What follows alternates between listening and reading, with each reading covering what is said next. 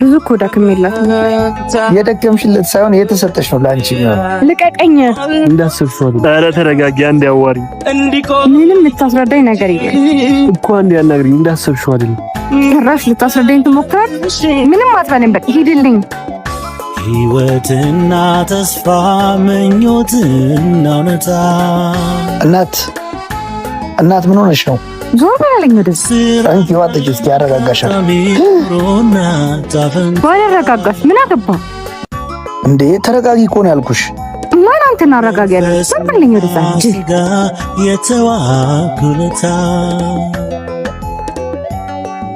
በጣም ይቅርታ፣ ቅድም እኮ ተናድጄ ስለነበረ። ይቅርታ ማድረግልሽ እንደደፋሽብኝ ሰደፋብሽ ነው እንዴ?